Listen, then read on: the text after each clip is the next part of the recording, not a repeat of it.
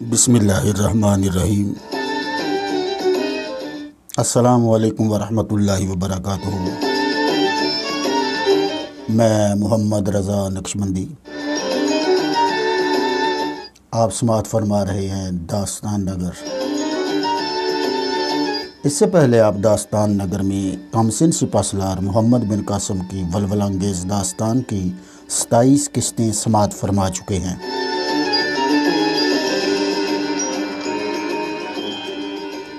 آئیے قسط نمبر 28 کی طرف بڑھتے ہیں۔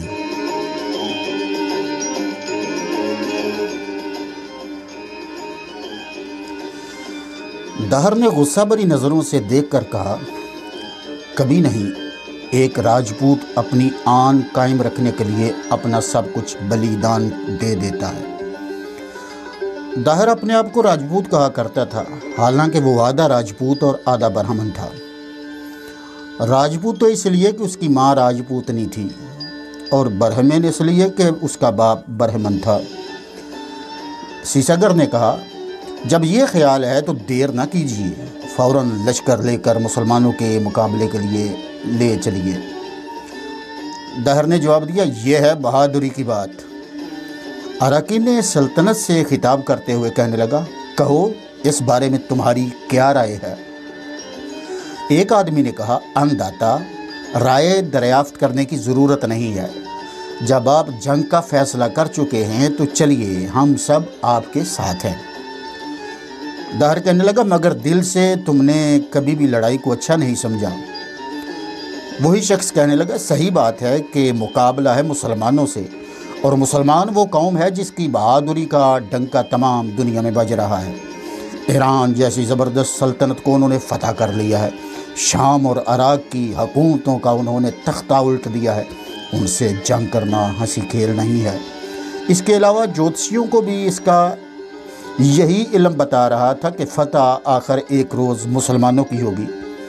لیکن ان باتوں کو دیکھتے اور سمجھتے ہوئے بھی اگر آپ لڑائی کے لیے تیار ہیں تو ہم بھی آمادہ ہیں۔ دہر کہنے لگا، ٹھیک ہے، اپنے ملک، اپنی قوم اور اپنے راجہ کی آن کو برقرار رکھنے کے لیے سینہ سپر ہونا چاہیے۔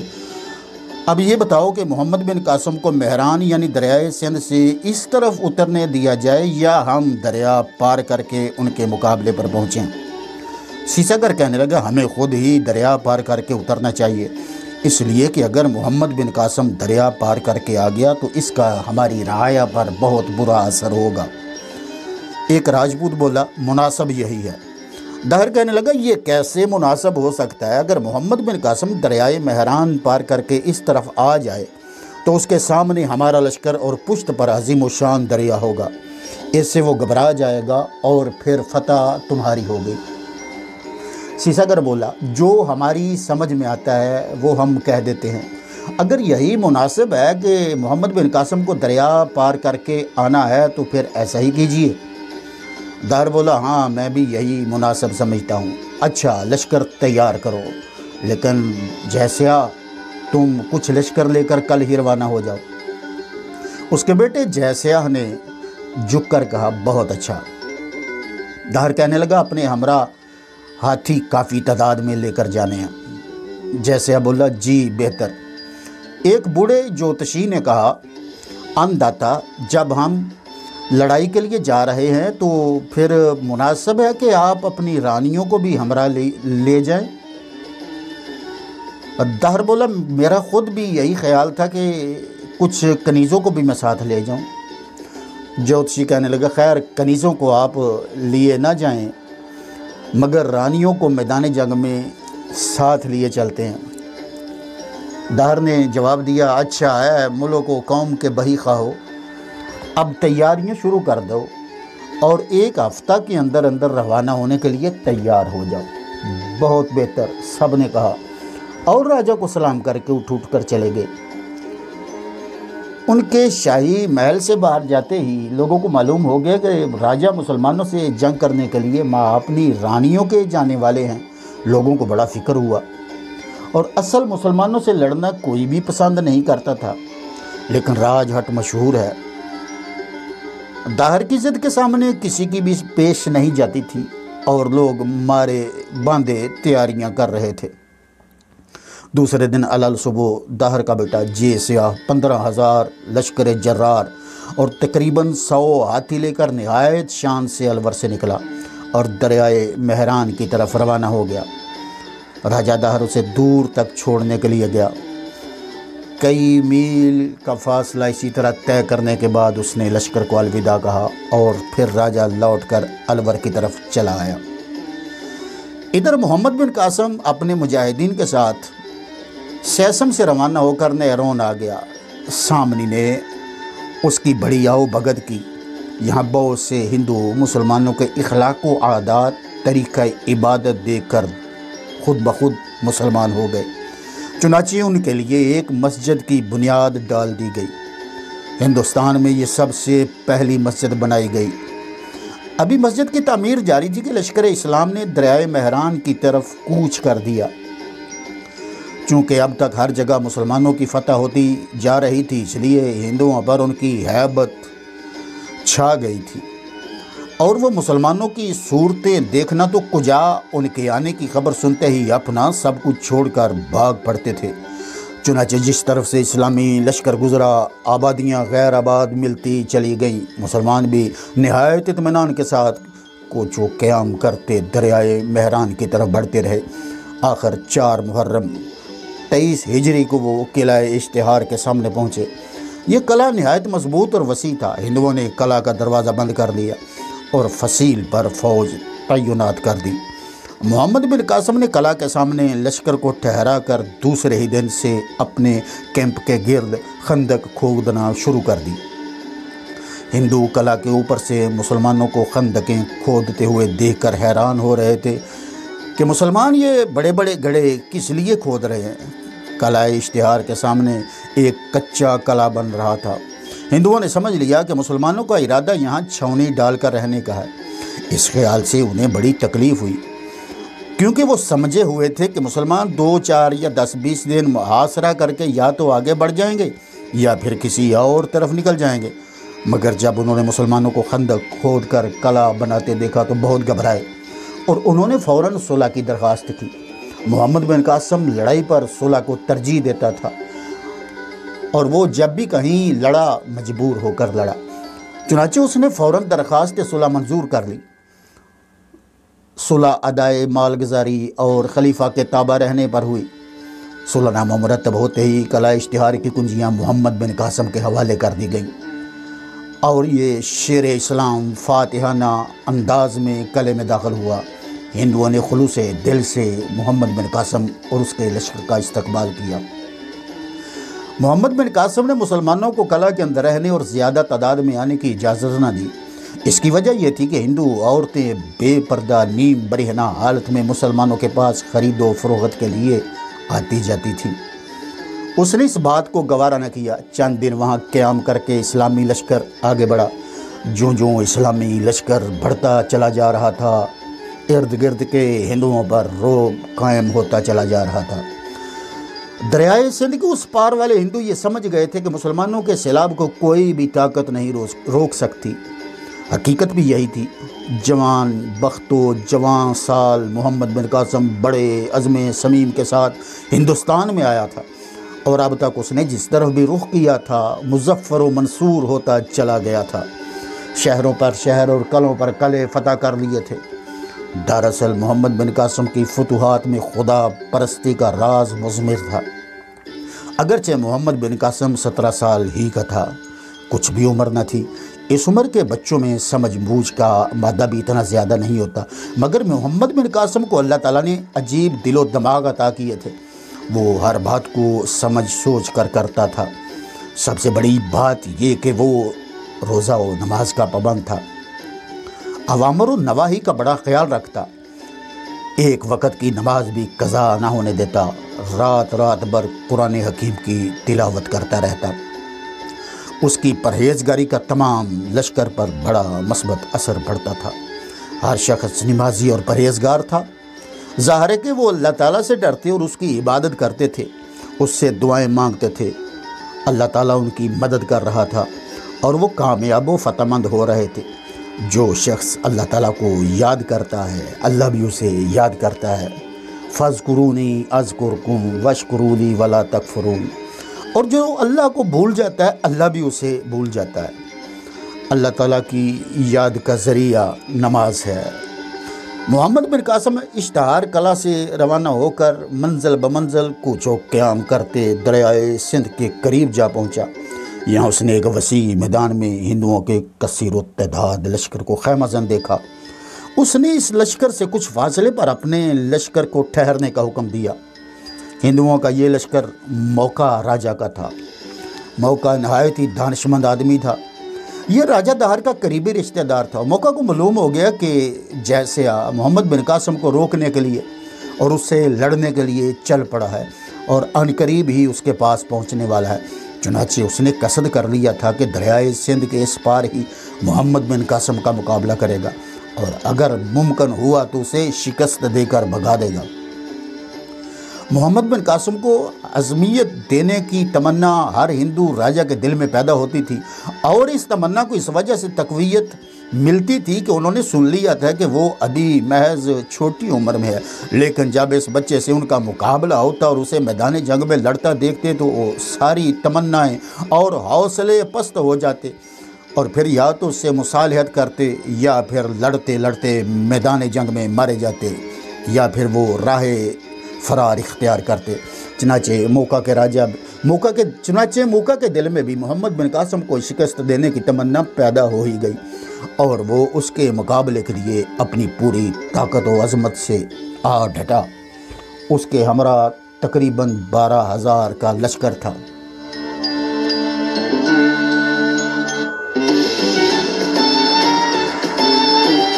میں ہوں محمد رضا نقشبندی اور آپ سماعت فرما رہے ہیں داستان نگر میں عظیم کم سن سپہ سالار محمد بن قاسم کی ولولہ انگیز داستان۔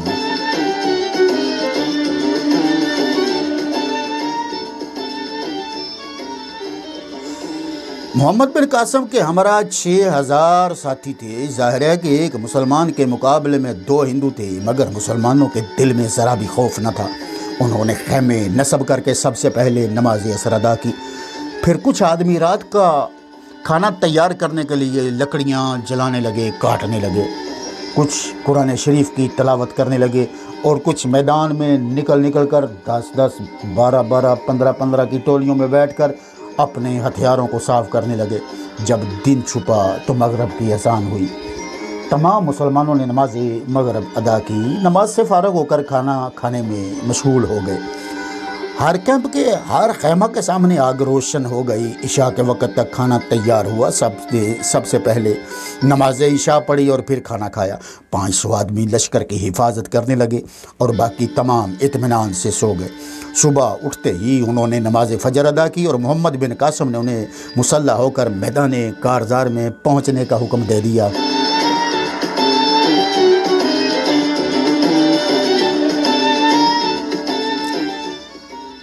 اذان سنتے ہی مجاہدین اسلام بڑے ذوق سے صف بستہ ہونے لگے۔ ہر سردار اپنے علم لے کر اپنے اپنے دستے میں جا کھڑا ہوا۔ محمد بن قاسم بھی علم لے کر سب سے آگے جا پہنچا۔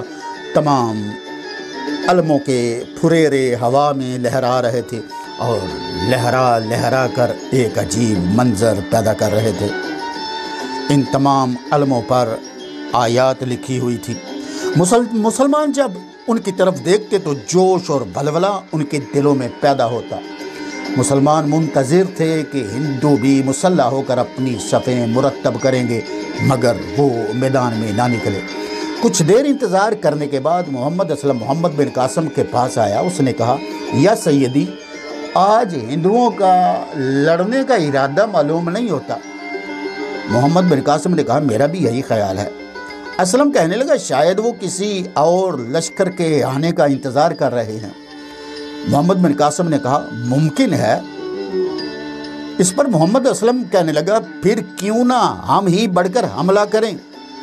محمد بن قاسم نے جواب دیا، نہیں، ابھی انتظار کرو۔ اس وقت ہندوؤں کا لشکر، اس میں سے چند سوار نکل کر ان کی طرف آتے ہوئے نظر آئے۔ وہ ایک سفید جھنڈا لیے آ رہے تھے۔ تمام مسلمان ان کی طرف دیکھنے لگے۔ وہ مسلمانوں کے لشکر کی پہلی صف کے سامنے آ کر رکے۔ ان میں سے ایک شخص نے عربی میں کہا، ہم تمہارے سپہ سالار محمد بن قاسم سے ملنا چاہتے ہیں، ہم اس سے کچھ عرض کرنا چاہتے ہیں۔ اسلم نے کہا آگے بڑھاؤ۔ وہ آگے بڑھ کر محمد بن قاسم کے پاس پہنچ گئے۔ اسلم نے محمد بن قاسم کی طرف اشارہ کر کے کہا یہ ہیں ہمارے سپہ سالار۔ ہندو کہنے لگا ہمارا راجہ موکھا آپ سے کچھ گفتگو کرنا چاہتا ہے۔ محمد بن قاسم نے کہا میں گفتگو کرنے کے لیے بالکل تیار ہوں۔ ہندو بولا کیا آپ ان کے یہاں آنے اور گفتگو کر کے واپس جانے تک جان کی امان دیتے ہیں؟ محمد بن قاسم بولا ہاں میں جان کی امان دیتا ہوں۔ ہندو چلے گئے۔ محمد بن قاسم نے لشکر کو واپس لوٹنے کا حکم دیا۔ مسلمانوں کو بڑا افسوس ہوا کہ آج لڑائی ملتوی ہو گئی۔ وہ واپس لوٹ کر اپنے اپنے کاموں میں مصروف ہو گئے۔ محمد بن قاسم اپنے خیمہ کے سامنے کمبل کے فرش پر جا بیٹھا۔ تھوڑی ہی دیر میں موکا 100 سواروں کے ہمراہ آ گیا۔ سب سے پہلے محمد اسلم نے اس کا استقبال کیا، پھر عبد الرحمن اور اجل نے، ان سب کے بعد نبانا اور عبد القیس نے۔ موکا اس طرح اپنا استقبال کیے جانے پر بڑا راضی ہوا۔ جب وہ محمد بن قاسم کے پاس پہنچا تو فوراً وہ اور اس کے ہمراہی گھوڑوں سے نیچے اترے۔ محمد بن قاسم بھی چند قدم استقبال کے لیے بڑھا اور بڑے احترام سے اسے لا کر اپنے برابر بٹھا دیا۔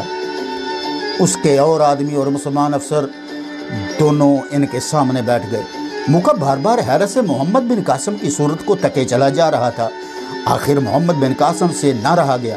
اس نے مسکرا کر کہا آپ کیا دیکھ رہے ہیں؟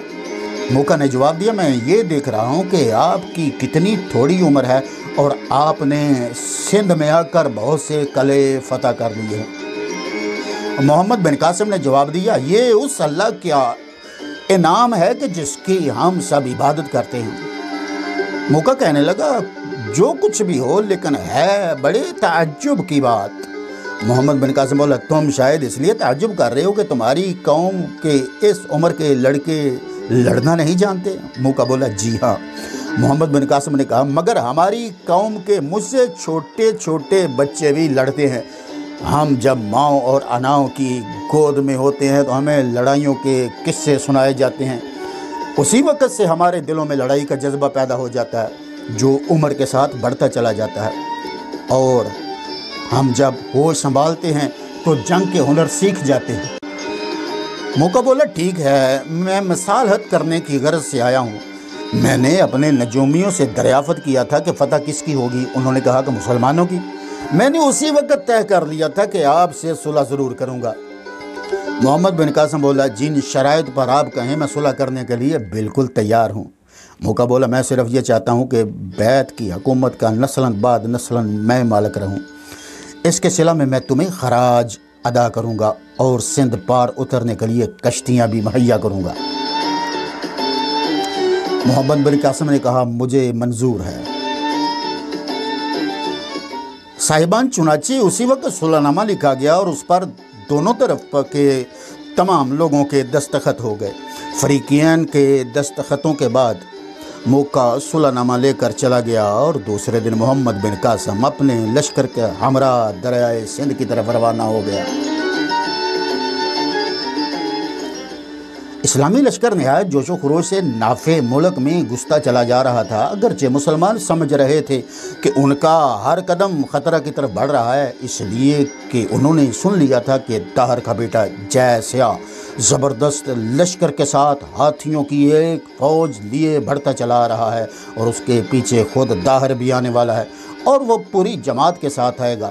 لیکن باوجود ان متوحش خبروں کے مسلمانوں کو کوئی خوف نہ تھا، نہایت بے فکری اور اطمینان کے ساتھ بڑھتے چلے جا رہے تھے۔ موکا کا لشکر بھی ان کے ہمراہ تھا اور اس کی تعداد تقریباً 12,000 تھی، مگر اس کی شرکت برائے نام تھی۔ اس سے یہ معاہدہ نہ ہوا تھا کہ وہ مسلمانوں کی مدد کرے گا اور ان کے ساتھ ہو کر لڑے گا۔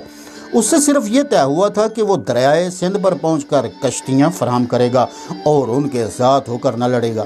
اس لیے یہ توقع ہی نہ تھی کہ وہ ان کی طرف سے لڑے گا۔ بنا بری اس کی شرکت کوئی معنی نہیں رکھتی تھی۔ اس کا لشکر مسلمانوں سے آگے چلتا تھا اور آگے ہی قیام کرتا تھا۔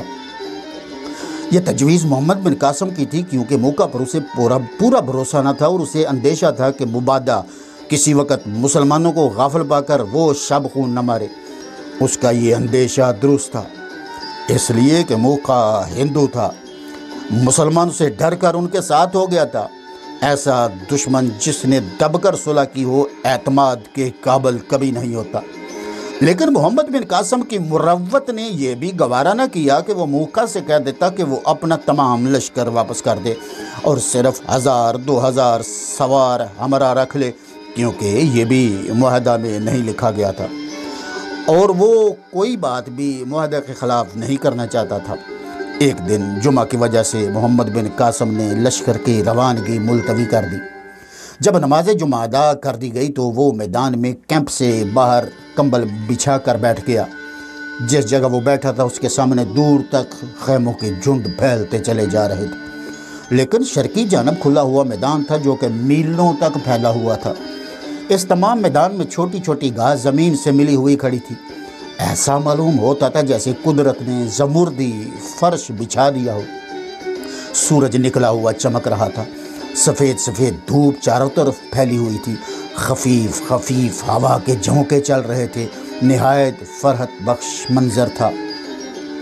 محمد بن قاسم اس کے کیف پرور نظارہ میں ڈوبا ہوا تھا کہ موقع آ گیا اور اس کے قریب کھڑا ہو کر اس کی طرف دیکھنے لگا۔ دیکھتا رہا، دیر تک خاموش کھڑا۔ محمد بن قاسم کو اس کے آنے کی خبر بھی نہ ہوئی۔ کچھ دیر کے بعد اتفاقیہ اس کی نظر اٹھ گئی۔ اس نے مسکراتے ہوئے کہا، اچھا آپ تشریف لے آئے، مجھے خبر ہی نہ ہوئی، اطلاع کیوں نہ کرا دی؟ میں آپ کا استقبال کرتا۔ آئیے آئیے، تشریف رکھیے۔ موقع بڑھ کر اس کے قریب بیٹھ گیا۔ اس نے کہا، میں جب آپ کو دیکھتا ہوں تو حیران رہ جاتا ہوں۔ محمد بن قاسم نے ہنستے ہوئے کہا، شاید اس لیے کہ میں ابھی بچہ ہوں۔ موقع، ہاں اس لیے۔